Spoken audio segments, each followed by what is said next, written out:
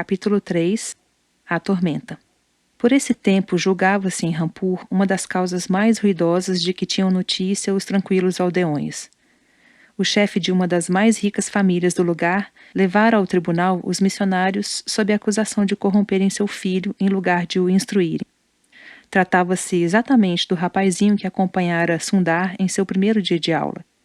Após a rebelião inicial, havia ele dado atenção ao Novo Testamento e terminara por se converter. E como promessas, pedidos, ameaças e maus-tratos não o convenciam, o enfurecido pai chamou os missionários à justiça. No dia em que a causa foi julgada, uma multidão rumorosa se apinhava em torno dos réus e do denunciante, que entremeou a acusação de pragas e invectivas bem sintomáticas de sua própria necessidade de conversão. O rapaz foi chamado a depor. Não se sabe como conseguira conservar consigo um exemplar do Novo Testamento. Apresentou-se com ele na mão. Vinha pálido e abatido, mas no rosto transparecia a firmeza. Todos os olhos o fitaram quando o juiz perguntou se eram verdadeiras as acusações de seu pai. E ele: "Não é por causa dos missionários que eu creio em Cristo. Podem soltá-los." Um arrepio percorreu a assistência. E o jovem, erguendo o Novo Testamento: "É pela leitura deste livro." O pai cerrou os dentes, pálido de ódio. Absolvidos os missionários, segurou o braço do filho e, sem pronunciar palavra, o levou. Trancou-o num quarto em casa. À hora da refeição, atirou-lhe alimento como a um animal, sem olhá-lo. Amargurado, o moço abaixou-se e comeu. Minutos depois, sentiu no estômago uma dor violenta, como de punhalada, e alguns segundos mais tarde, estava morto. O eco desse escandaloso caso ainda não se apagara nas conversações da praça e do bazar, quando novo rumor se ergueu. Os meninos da escola andavam dizendo que o filho do Sardar se fizera cristão. Realmente já não era visto matinalmente na Gurdwara, nem suas tardes eram passadas no bosque, junto ao sábio e santo Sadhu.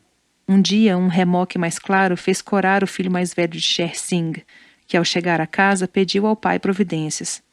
A família se reuniu, pontilhando a queixa de apartes aprovadores, mas Sher Singh, que vira seu filho queimar a Bíblia um dia para logo depois vir acordá-lo com a notícia de que se fizera cristão, não o tomava a sério. Conhecia o rapaz. Voluntarioso e ressentido, embirraria no cristianismo se o aborrecessem, mas logo o esqueceria se não dessem importância. Deixem-no em paz. Se ninguém se incomodar, logo essa loucura também passa. Mas os outros não queriam saber de tolerância. À tarde, quando Sundar se assentou para a refeição, silenciosamente se ergueram, deixando-o só diante do pesaroso pai. Para não expulsar a família toda, teve de tomar o prato e ir comer fora como um pária. Quando terminou, ergueu-se e foi trancar-se no quarto, buscando no Novo Testamento e na oração forças para a tormenta que pressentia. O ambiente familiar tornava-se cada dia mais carregado. Afinal, Sher Singh resolveu enfrentar a situação e procurou o filho. Expôs-lhe seus aborrecimentos. Se Sundar continuasse obstinado no seu cristianismo, ele acabaria perdendo o respeito do distrito. Afinal, era Sardar, e se em sua própria casa se manifestava a apostasia, com que autoridade imporia ao povo acatamento aos princípios e costumes sikhs? Não somente ele, mas toda a família já sofria com a teima de Sundar. Pois então ele não podia dirigir seu fervor religioso para outro lado, se lhe era mesmo impossível abandonar esse fanatismo que manifestava desde a infância? Não tinham eles sua divindade? Não tinham livros sagrados? Não viviam tão bem com a religião de seus antepassados? Para que agora esse estranho capricho? O cristianismo era a religião de estrangeiros, dos estrangeiros que oprimiam a Índia. Falava com calma e gravidade, como se o filho menor fosse um adulto que lhe merecesse todo o respeito e consideração. E quando o moço respondeu com firmeza que não se tratava de mania nova, mas de uma realidade que o dominava e à qual consagraria a vida, fez a derradeira tentativa. Bem, pois que se fizesse cristão, se isto lhe agradava. Mas o pai lhe pedia ao menos um obséquio, que não lhe enxovalhasse o nome, proclamando à torto e à direito que tinha nova religião. Seguisse a Cristo em silêncio, em casa. Que necessidade havia de lançar publicamente lama sobre o nome honrado da família? Pensasse naquilo durante a noite e na manhã seguinte o procurasse com a resposta. Sundar Singh passou a noite no Vale da Sombra da Morte. Afinal, que mal haveria em ir a Ludhiana, batizar-se e voltar depois, sem bulha, para se consagrar ao estudo do Evangelho e à oração, na calma do lar paterno? Talvez mesmo chegasse o dia da conversão de seu pai, e então ele proclamaria publicamente a sua crença. Mas o Evangelho era claro. Cristo exigia tudo e imediatamente. Contemporizar era impossível. Ao raiar o dia, Sundar apresentou-se ao pai, com os olhos fundos da insônia. Sher Singh ergueu a cabeça e uma exclamação de horror escapou-lhe dos lábios. A longa cabeleira negra do filho, distintivo e orgulho dos Sikhs, fora cortada rente, e ele se apresentava ao pai como um renegado maldito. Dessa vez, quem desencadeou a perseguição foi o Sardar. Poucos dias depois, fechava-se a escola e os missionários eram expulsos de Rampur. Os cristãos hindus foram completamente isolados. Certo dia, um deles se dirigiu ao bazar para fazer compras. Inexplicável surdez acometeram os mercadores e ele voltou de mãos vazias. E desde essa hora, cristão algum conseguiu comprar fosse o que fosse em Rampur. Afinal, vencido, um deles se retirou com seus poucos haveres. Logo, outra família melancolicamente o seguiu e dentro de pouco tempo Sundar Singh era o único cristão residente na aldeia, rodeado de parentes que o odiavam, observado com amargura pelo pai, cujo cabelo começava a branquear. Foi por essa época que surgiu em Rampur o irmão de Sher Singh, oficial do Rajá. Mal chegou e percebeu que alguma coisa havia acontecido. Não via Sundar durante as refeições e quando perguntava por ele, a pergunta se perdia no ar e outros levantavam assuntos diversos, como se os ouvidos da família estivessem trancados para esse nome. Afinal, um dia viu o sobrinho com seu Novo Testamento em Urdu, sem a longa cabeleira sikh, e compreendeu tudo. Homem experimentado, afeito às intrigas e aos jogos psicológicos da corte, nada lhe disse, e foi trancar-se na sala com o irmão. Palestraram longamente. O resultado da palestra foi uma súbita melhoria na atitude da família, talvez causada pela evidente simpatia com que o tio tratava aquele maldito cristão. Essa simpatia chegou ao cúmulo quando o bondoso parente o convidou a passar algumas semanas em sua casa na capital. Aceitou com prazer, dando graças a Deus pelo descanso que o passeio seria. Em casa do tio, todos o rodearam de simpatia e amizade, e seu coração começou a ligar-se por profundo afeto àquele bondoso irmão de seu pai. Um dia, o bom homem o convidou a descer à adega da casa, onde estava trancada a riqueza da família.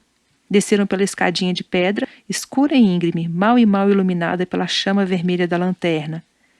A pesada porta rangeu e os dois entraram na sala úmida e empoeirada, onde as sombras dançavam sinistramente. Deixando no pó a marca de suas sandálias, o tio se dirigiu ao canto onde ficava a arca.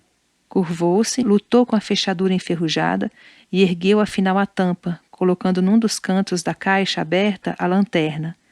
Sundar aproximou o rosto curioso. Era um sonho. Centenas de moedas amarelas brilhavam foscamente, barras de ouro maciço, pacotes de papel moeda.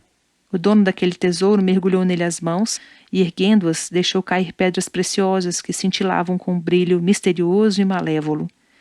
Depois endireitou-se, ergueu a mão direita e arrancou o turbante que atirou ao pó. Era a maior humilhação possível para um nobre Sikh. E fitando nos olhos do sobrinho, assombrado, fica conosco, filho. Toda esta riqueza te pertencerá.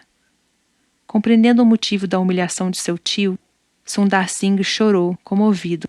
No dia seguinte, voltava para Rampur, deixando atrás de si ressentimento e rancor pela obstinação insultuosa com que se apegava ao seu cristianismo.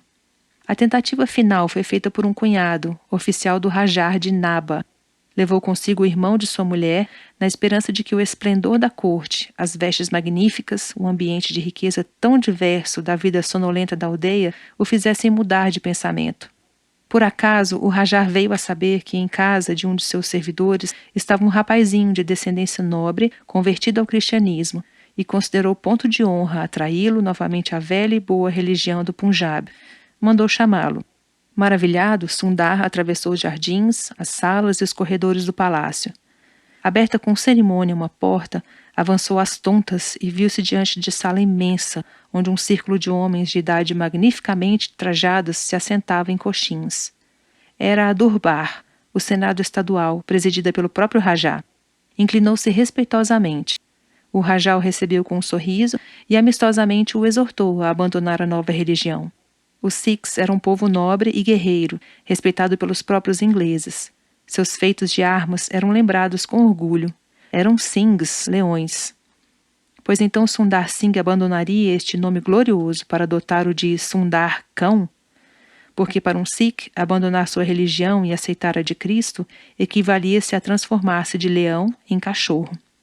Os sábios membros da Durbar curvavam respeitosamente as venerandas cabeças a cada frase. Modestamente Sundar expôs as razões de sua conversão e reafirmou seu propósito de permanecer crente em Cristo. Os senadores mordiam os lábios de cólera. Eles sabiam muito bem resolver esses casos e chamar ao respeito rapazolas impertinentes.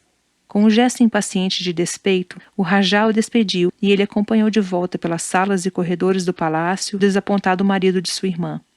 Depois disso, a tempestade que, desde 9 meses, se acumulava sob sua cabeça, desabou com fragor.